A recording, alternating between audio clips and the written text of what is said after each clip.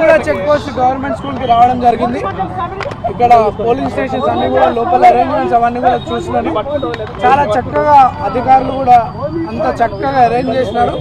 And 1 hour లోనే ప్రతి polling station లో దాదాపు 100 votes వరకు పోల్ అయినాయి. వితిన్ 1 hour వితిన్ 45 minutes టైంలో దాదాపు 70 నుండి 100 ఓట్లు ఒక్కొక్క పోలింగ్ స్టేషన్లో పోల్ అయినాయి. అండ్ జనాలు ఈ ఎలక్షన్లో అత్యధిక పోలింగ్ జరిగే అవకాశం ఉంది. ప్రజలందరూ కూడా కొంచెం ఎర్లీ మార్నింగ్ బై 7 o'clock అందరు కూడా రావడం జరిగింది, పోలింగ్ స్టేషన్స్కి రావడం జరిగింది. మంచి ఓటింగ్ పర్సెంటేజ్ చాలా చక్కటి పోలింగ్ పర్సెంటేజ్ పెంచేందుకు, ఎందుకంటే గతంలో కూడా ఇక్కడ 50% దాటలేదు.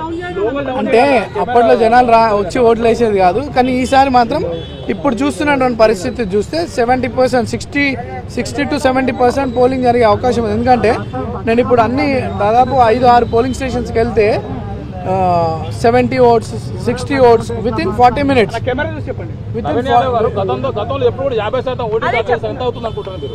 నాకు తెలిసి 63%, 62-63% జరిగే అవకాశాలు ఉన్నాయి. నేను 10 o'clock నా ఓటు మా ఫ్యామిలీ మెంబర్స్తో కలిసి వాల్టర్ వెంకటగిరి స్కూల్లో జూబ్లీహిల్స్ ఒక ఫస్ట్ టైం ఓటర్స్కి కానీ vote for your future, vote for your constituency development, not for sympathy, not for sentiment. ఇది మన భవిష్యత్తుకి సంబంధించిన ఎన్నిక కాబట్టి చాలా తెలివిగా జాగ్రత్తగా ఓటు వినియోగించుకోవాలని నేను యూత్ అప్పీల్ చేస్తాను. That is all common. అవన్నీ కూడా అధికారులు దాన్ని రాటిఫై చేస్తారు. స్టార్ట్ అయిన టైం నుండి దాన్ని చేస్తారు. లేదు ఈసారి యూత్ అంతా కూడా, యూతే కాదు జనరల్గా చాలా మంది ఓటర్స్ నెగ్లెక్ట్ చేస్తారు ఎలక్షన్. But this time